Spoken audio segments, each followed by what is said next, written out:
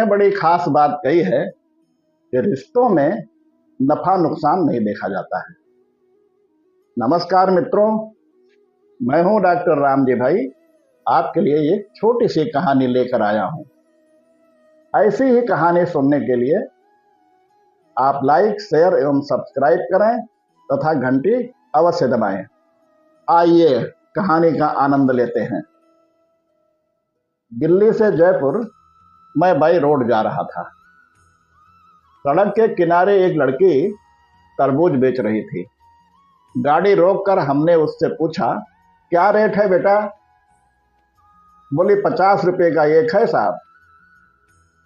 पीछे के सीट पर मेरी बेटी अपने छोटे बच्चे के साथ बैठी हुई थी।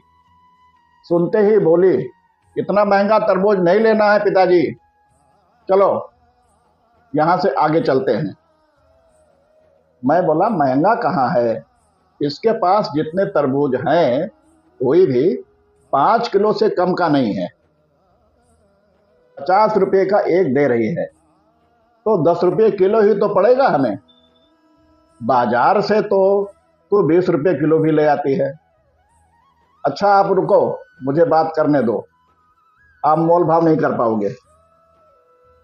गाड़ी से उतर कर बोली, 30 रुपए का एक देना है तो दो, वरना रहने दो। लड़की बोली, 40 का तो हमें पड़ता है आंटी जी। झूठ मत बोलो बेटा, सही लगाओ। देखो ये तुम्हारा छोटा भाई है ना, इसी के लिए थोड़ा सस्ता कर दो। गाड़ी से झांक रहे बेटे की तरफ इशारा करते हुए कहा।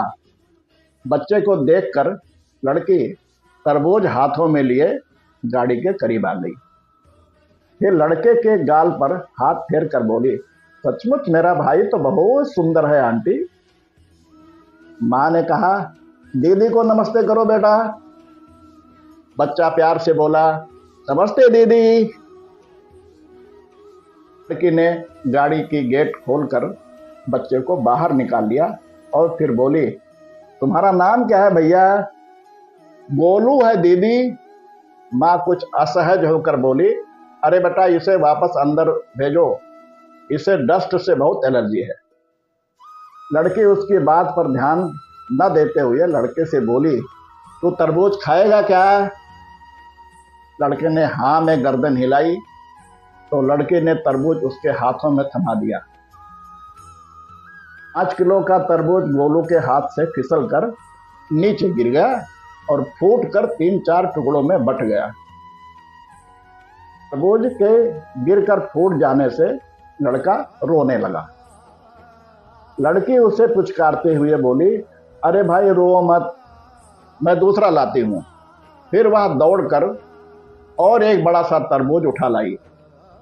जब तक वह तरबूज उठा कर लाई, इतनी देर में उसकी माँ बच्चे को अंदर गाड़ी में खींचकर गेट बंद कर ली। लड़की खुले हुए शीशे से तरबूज देते हुए बोली, ले भाई ये बहुत मीठा निकलेगा। बच्चे की माँ बोली, जो तरबूज तुमसे फूटा है मैं उसके पैसे नहीं दूंगी। लड़की मुस्कुराते हुए बोली, छोड़ो आंटी, आप इस तरबूज के भी पैसे मत देना, ये मैंने अपने भाई के लिए दिया है। इतना सुनते ही मैं बोला, नहीं बेटा, तुम अपने दोनों तरबूज के पैसे लो। फिर 100 का नोट उसकी तरफ बढ़ा दिया। लड़की हाथ से इशारे से मना करते हुए वहां से हटकर अपने ठेले के पास आ गई।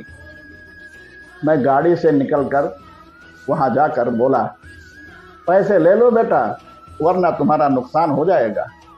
लड़की बोली, मेरी माँ कहती है कि बात रिश्ते की हो तो नफा नुकसान नहीं देखा जाता है। आपने गोलू को मेरा भाई बताया, मुझे बहुत अच्छा लगा। मेरा भी एक छोटा भाई था, मगर अब वह नहीं रहा। जब वह 2 साल का था तो उसे रात में बहुत तेज बुखार हुआ। सुबह मैं हॉस्पिटल में ले जा पाती, उसके पहले ही उसने दम तोड़ दिया। मुझे उसकी बहुत याद आती है। 1 साल पहले पापा भी ऐसे ही हमें छोड़कर चले गए थे। मेरी बेटी बोली, ले बिटिया, अपने पैसे ले ले। लड़की बोली, पैसे नहीं लूंगी आंटी। फिर अपने बैग से एक पाजेब की जोड़ी निकाली जो उसने अपनी 8 वर्षीय बेटी के लिए आज ही 4,000 में खरीदी थी। लड़की को देते हुए बोली, तुमने गोलू को भाई माना है तो मैं तुम्हारी माँ हुई ना, अब तो इसे लेने से मना नहीं कर सकती। लड़की ने हाथ नहीं बढ़ाया तो उसने जबरदस्ती लड़की के हाथ में पाजेब रखते हुए कहा, रख ले, जब पहनेगी तुझे तो हम सब की याद आएगी। इतना कहकर वह वापस गाड़ी में आकर बैठ गई। फिर मैंने गाड़ी स्टार्ट की और लड़की को बाय बोलते हुए आगे चल पड़े। मैं गाड़ी चलाते हुए ये सोच रहा था कि भावुकता भी क्या चीज होती है।